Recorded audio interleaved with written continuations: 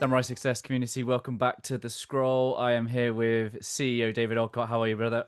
Good, brother. Always good to see you, man. Yeah, how is it June already? We are halfway through 2025. Don't you start, man. This is stuff that my parents used to say to me, right? They're always focused on time and the weather, and now we're doing the same thing. What is happening to us, right? Yeah, I cast my mind back to December and you made some predictions for 2025. I don't know if you remember those predictions, but one of them was that there's more chaos down the road.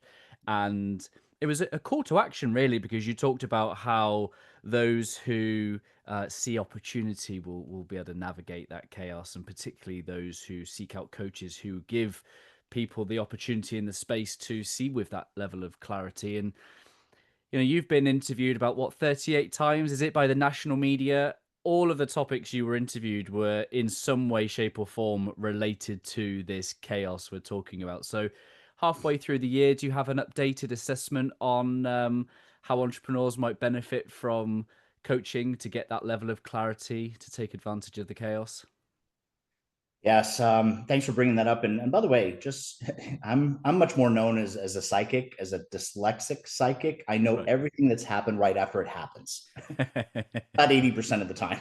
Right? So it's interesting to watch, but these things are pretty predictable. And actually, next month we're going to be talking about how behaviors actually create results and how you can actually see the future and predict things with high probability. Doesn't guarantee them, but certainly has pretty phenomenal results when it comes to, oh, I see that coming. And by the way, if you're a parent, you already know what I'm talking about. Mm.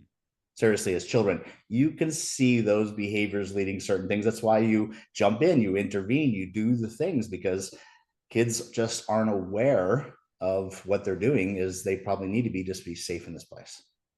Mm. I just want to take a moment to let people know this is the scroll. So every month we share some timeless wisdom, some strategies to help people be successful in life and business. And this is a call to action, really, because 3% of our viewers are subscribers. So pause this video right now. If you like this content, make sure you like it, make sure you subscribe, because they will be coming every single month. And there's a whole library and back catalogue of short form videos, of media interviews that, as I just mentioned, where David's been on a number of national media outlets. So yeah, 97% of you, call to action, subscribe to the channel for more. But let's get into today's topic, David. Discover the ultimate human superpower. I'm not sure how we're going to cover this in 30 minutes, but like, let's go. Excellent. So, what a great frame of things. Like there is a human superpower. Yes, and you've had it your whole life. You just didn't know that it was a superpower. So today and moving forward from today, you can choose. And by the way, whether you choose to believe it's a superpower or not, it just proves that it's a superpower because choosing it not to be is so powerful. Choosing it to be is so powerful. Yet that same thing, what you've just done, is your human superpower called creating meaning. Meaning is the single most important superpower you have because it controls everything. If you decide that what that means is that, then that is your truth. And you're going to live that truth. Don't you hear people say this all the time? I just want to talk my truth. Okay. But you do realize it's just your truth, right? No, no, no, no, no. I've got a group of friends. I've got a group of this. I've got a family. I've got a state. I've got a region. I've got a city. I got a nation. I've got countries that all believe this. I've got society that believes this. And all those different levels of meaning filter down to you as an individual. And then you have to choose amongst all those options what something really means. And that's where the superpower comes in place. You get to choose the meaning of everything in your life. There's a great quote just to sum this whole thing up, to start this thing, to end this thing. Nothing has meaning but the meaning you give it. Well, this is a very old and regenerated quote. And even recently in my lifetime, where I heard it from, wasn't the originator of that. It's been here for a very long time. It doesn't lessen its power. Matter of fact, it strengthens it. We've just forgotten it, and it's time to awaken, to remember that you create the meaning of everything, and that is the power of your entire experience of this physical plane. There's something that just happens in your body, in your mind, your spirit when you sit with the the magnanimity of that idea, that concept. You think, wow, wow. You think, where do I want to take that? And I think the most empowering thing is you said choose, right? Because I don't know if many of us are consciously taking that time to effort to choose. We're creating meaning. We're creating meaning. And Wow. yeah. And you know, I've got two dogs, and sometimes I look at my dogs and I think how blissful it must be to not be sitting around thinking about thinking. You know, so there's something about you being human that means that we're either gifted or cursed, I guess, depending on our perspective with this technology. Why do you think we've been given such a superpower? So this superpower is so important. As a matter of fact, it's essential to doing what our soul is doing here in this physical plane. Now, I know that maybe not everybody has heard some of the additional scrolls that we've kind of leading up to this, but that's why this is in the center. This is not the first one, because then we would have had no subscribers. If we're talking about this in the first podcast, we'd have blown everybody's brains out and be like, what the hell is this guy talking about? As you sit now through that and see some of the things, there's some real important structure that we've set before this podcast, right? We've kind of created a storyline to get you here. So, but today, if you haven't heard those other ones, please go back. As Ryan said, subscribe to that stuff, because this is built on a kind of a foundational system to start to get to this understanding. And then if it already resonates with you, then great job. You don't have to go back and review all those other things, but we're gonna relate to some of those other podcasts about making this real. So as you go through this unbelievable understanding of things, that the real reason your soul is here is singular for every soul on the planet. It answers the third primary question of the five primary questions you have to ask as a human being. Number three is, why am I here? An ancient question from the philosophers, and we've been racking our brains about it. And yet the masters have told us the answer to this for centuries. This isn't new, my brother. This has been here. We have forgotten. The reason your soul has come here and embodied in this meat machine, as Nikola Tesla would say, this avatar that we would now call it today, this meat machine. Our soul comes into this place, and this thing has its own programming, its own understanding of the world and everything else, and our soul has this other perspective, and now they're kind of merged together, and it creates all kinds of chaos. And that's what you're feeling as a human being. It's like, no one gave me an instruction thing for this, and if you're a man, you would never have read it anyway, so it's okay. So we're going to go through it together. So understanding that as a soul, you've come into this body for a single purpose: to experience that which you say you are. The ability to have meaning makes that experience incredibly unique for each and every one of us. It individualizes the collective into a singular moment of, I'm choosing what that meaning means. That is power. How does that happen? So from all the neuroscience we know about it so far, our meaning is actually something created in our subconscious part of our brain. In NLP worlds and things like this, in Samurai Success, we call this your subconscious part of your brain, or your programming. We've mentioned it multiple times throughout this series. So your programming is what's determined this. And here's the interesting and scary part about this, Ryan. But before the age of 7, most of the subjects in your life, all the subjects in my life, most of the subjects in the listeners' lives have already been determined. That means the meaning behind money has already been determined by the time you're 7 years old. The meaning behind health is a subject. And by the way, let's go through the 10 categories of balance: spirituality, family, relationships, physical, mental, emotional, health, financials, business, friendships, relationships, marriage, lovemaking, intimacy. All those things have been determined by the time you're 7 years old. And they haven't changed since then. As a matter of fact, I meet with a lot of clients that are working through things as if they were still a 7 year old without all the resources they've gained since that, like all the education, all the knowledge that they have. That's fighting against their own programming. And the reason why the 7 year old 0 to 7 actually is making this thing up is because your brain is kind of like a machine and it has a certain frequency it has to get to open up the gates of reprogramming itself. And that's called a theta state.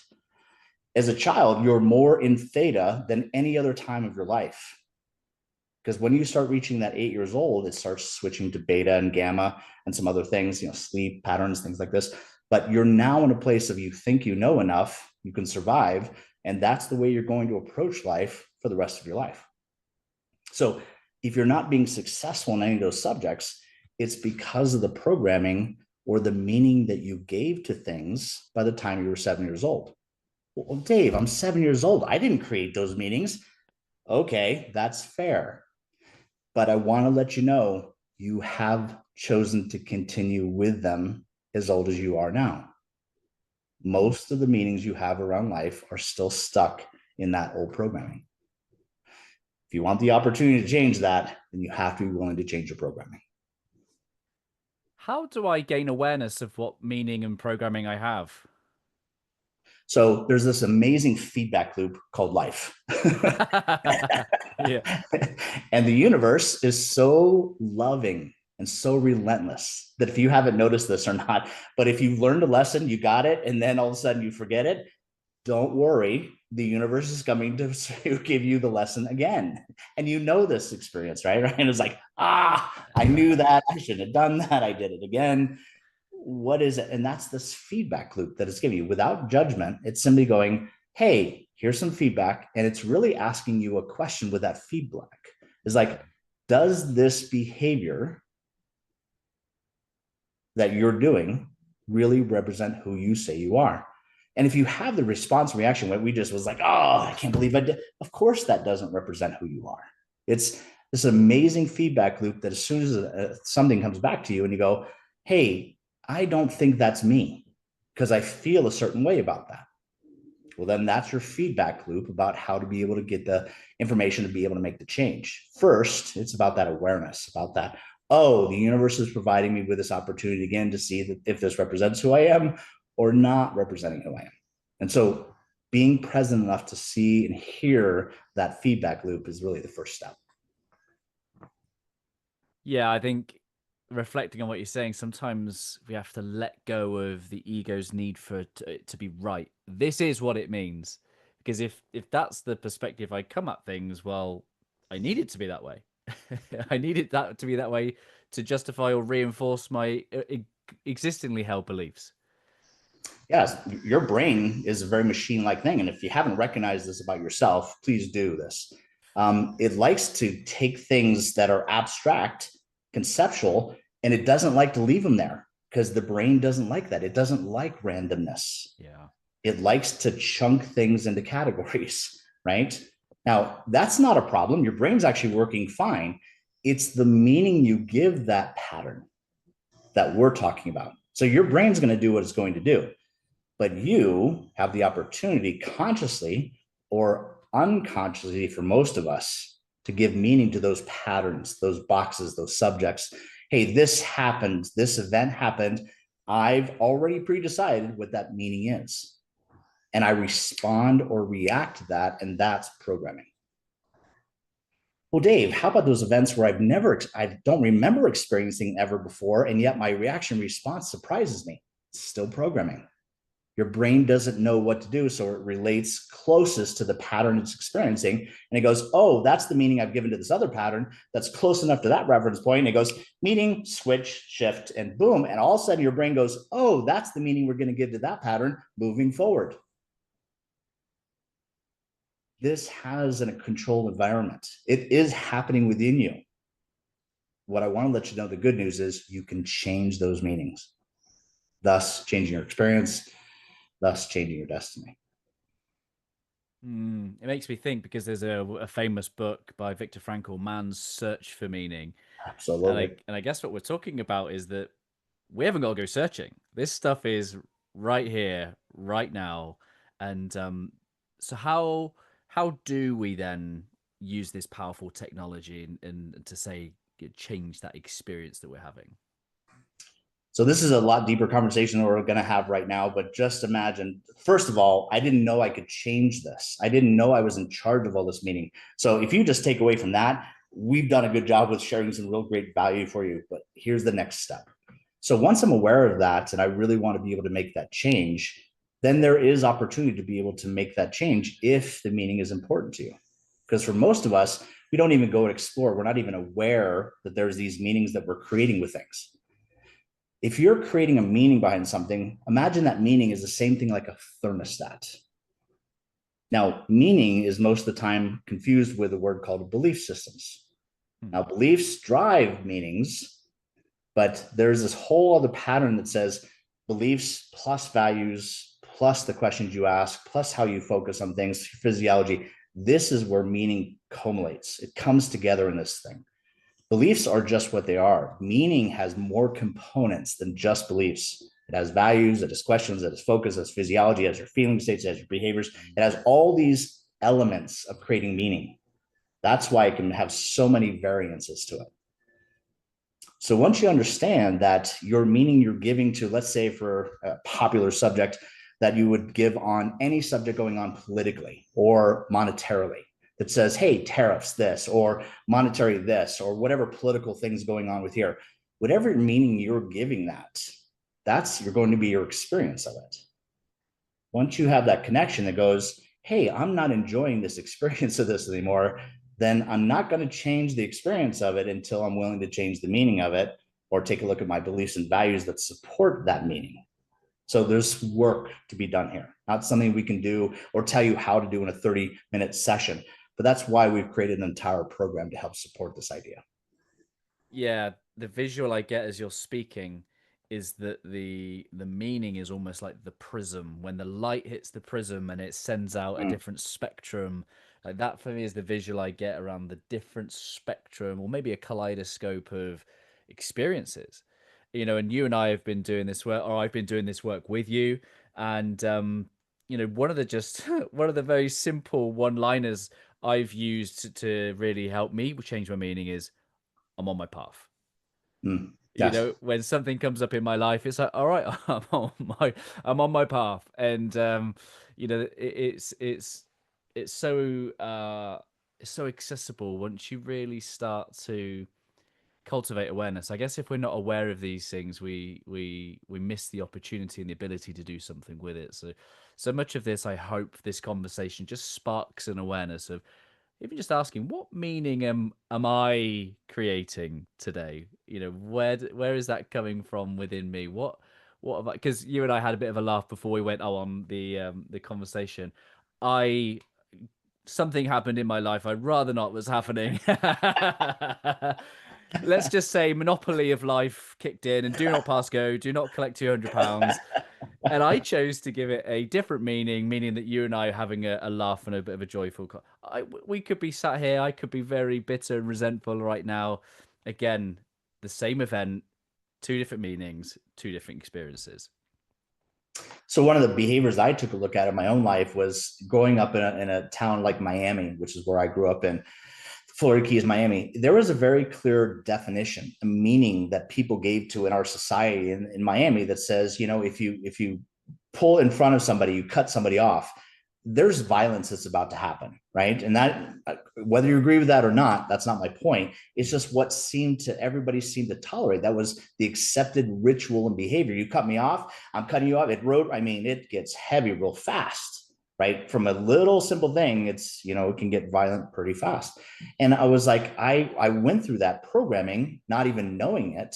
So when I came out to Colorado, I was still holding on to that Miami programming, and it didn't work, man. It just, because people were cutting me off left and right, and I gave it the same meaning I was giving it before, and these folks didn't have it. How do I know? Because I got out of the car multiple times, I'm embarrassed to say, and had conversations with people, and I will tell you, they were completely oblivious There was no intention majority of the time for them doing what I had given them a meaning to do.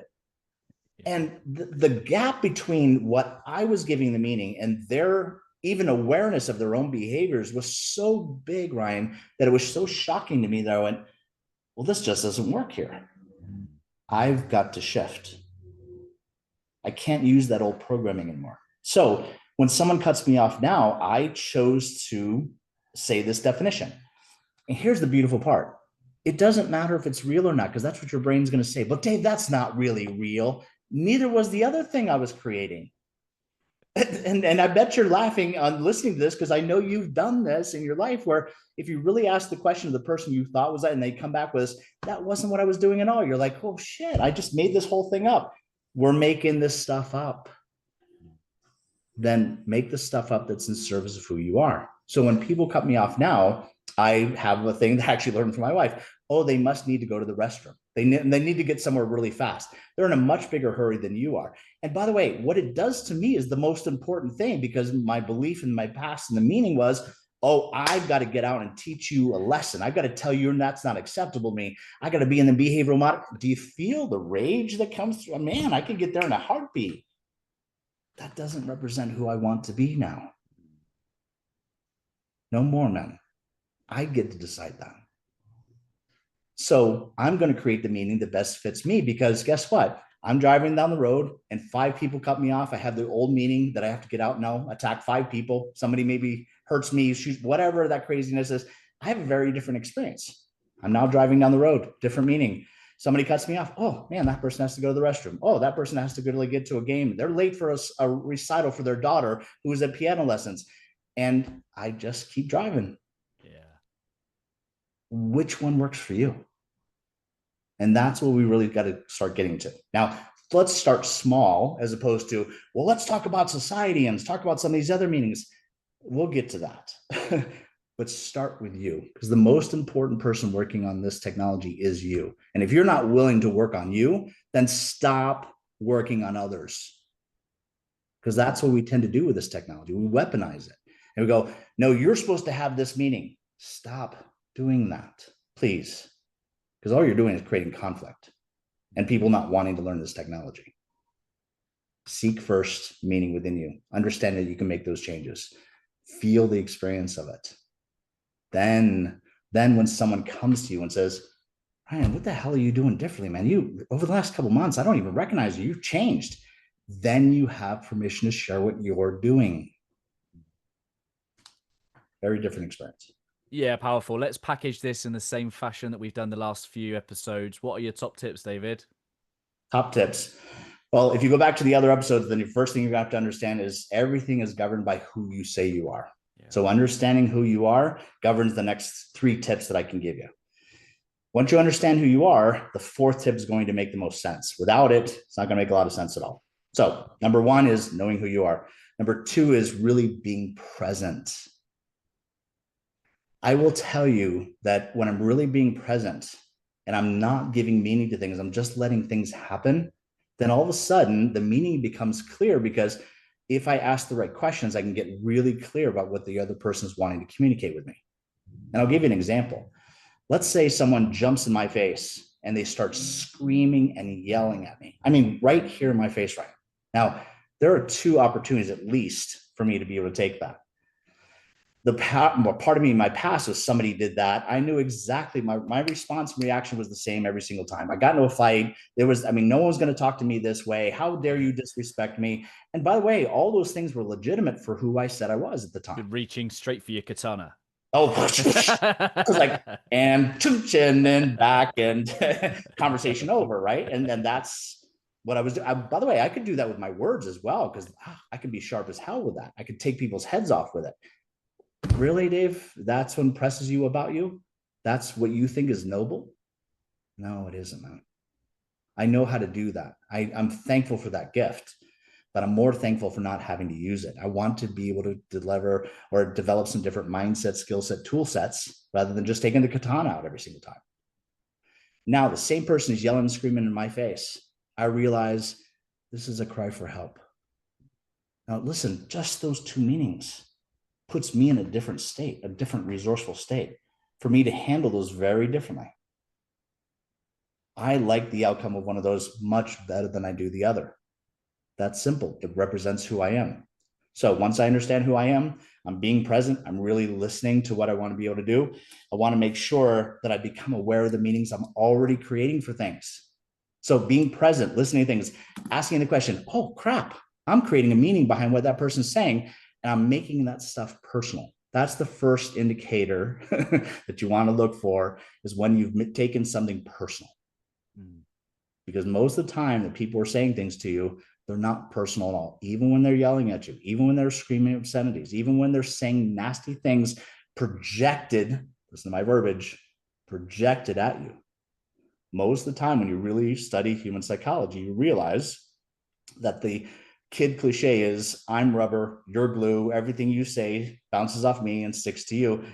is actually a psychological tandem of an essential element that most of the time when people are yelling and screaming at you, they're not talking about you at all. They're projecting from themselves. And it's really a cry for help. Mm. If I can stay resourceful and let the emotions temper down in there and I don't escalate the situation, I can actually be resourceful when the person is actually ready there to be able to make a difference. And then the fourth one, or third, yeah, fourth, does this meaning that I've given to this particular subject serve who I am? So then it goes right back to number one, and it becomes this looping circle of those four elements. Take those four and start with something easy, like the dishwasher. True. Seriously, nothing with humans involved first. What am I giving a meaning to the dishwasher? Me having to do the dishes. I will tell you that I actually, in my family, the men do the dishes, women do the cooking kind of stuff. We do all the dishes kind of stuff, and the ladies aren't allowed in the kitchen at the time. That's just kind of our programming with things. So I really enjoy that. Most of my male friends don't like to be in the kitchen at all, cooking, cleaning, any of those things. It's like, no, why? Because this is the meaning I've given that. So even dishwashing, not just road rage or any other things of political nature, all these little things have meaning. Check them out on a small scale, see if they represent who you are, and do they serve the person you want to become. Yeah, this is powerful. You know, you've set me homework weekly now for a little while, and part of that homework, I had the realization where I was having a bit of a moan to myself. Why should I have to do this about a particular event that was happening in my life? And then I just asked the question, well, what does this person, you know, in my I am statements, what do they say about, what would they do about this situation? I'm almost having a conversation with myself going, oh, damn it. I was like, okay, let's go do the behavior. It's not like, you know, and it's amazing what this technology and this coaching enables, because it really does, even in the micro moments, just puts you on a different pathway to being more who you say you are, more who you want to be. And you know, that's the pathway to destiny, right? If we were talking your language, we're changing destinies by here's old destiny, here's new one, because they're all going to lead to a different outcome. Yes, sir. Beautifully said, because your behaviors, like we're going to talk about in our next session, really do create certain results, and that result then leads you to your destiny. If you really want to change your destiny, attract something new, you're actually in more control of that than you know. That's what this adventure is about. Good. Well, subscribe now to be notified. You will be personally sent this next episode, which will go out in July. Understanding that behaviors equal results. So there's a whole foundation of structure behind that sentence and phrase. Years and years and years of wisdom obtained to gain that simplicity of understanding. So definitely want to make sure that you come back and tune in and check that out. Over the next month, David, we've got our Swords of Elimination group coaching. Yes. First group to get going. How are you feeling about that? This is 27 years in the making, brother. I mean, this is huge for me personally. Wow. Very grateful, man. Very grateful. And the first group that's coming on board, I couldn't have asked for four more precious people in my life to be going on this journey with us, kind of thing. So just very thankful across the board. Yeah, I wish I could be a fly on the wall, but I've been through it myself. I can only imagine how powerful it is going to be for these four incredible people to go through it as a shared experience. Where do they end up? Where are you taking them? What journey and path are you leading them on over the next 12 months? So all the different scrolls that you're seeing are part of this SofI program, Swords of Illumination, SofI for short. And so really the focus on is having you have this very intimate, customized journey of understanding this technology and how you can actually apply it in your life and actually make the changes.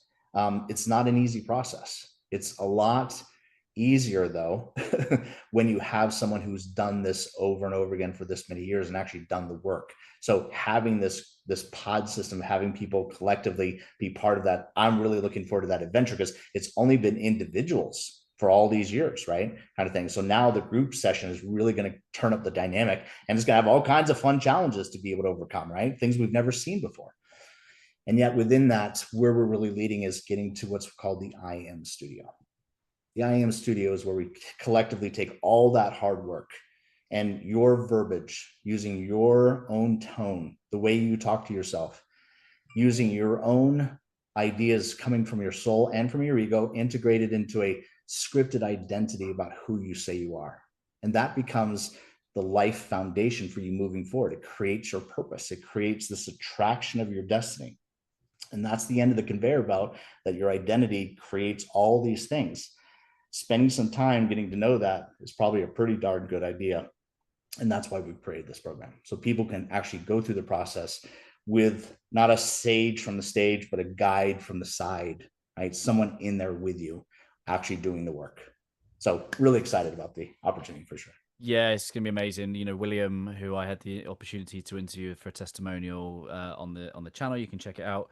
He says that for years and years he's been doing I am stuff, but he says there's nothing quite on the market like this. So exceptional opportunity for these people. Really excited, and yeah, if people are interested in going through and being part of the second group that we'll be launching later this year, then I'll leave the contact details in the show notes. Give it a read, make contact with the team, and yeah, we'll get you on the wait list ready for the second group that will commence later in the year. David, what a great conversation. Always love sharing time and space with you, downloading some of this wisdom. And yeah, any final closing thoughts from yourself? I will tell you that there's a lot of people in this community and this group that I really love because they really do want to change the world. I get that. Before I leave today, I really want you to give a different meaning to something, a different possibility. What if the world was already perfect? It was designed with such perfection and beauty. What if I could change not the world, but my experience of its perfection and see it how it's really built? If that would be a benefit to you, this work is for you.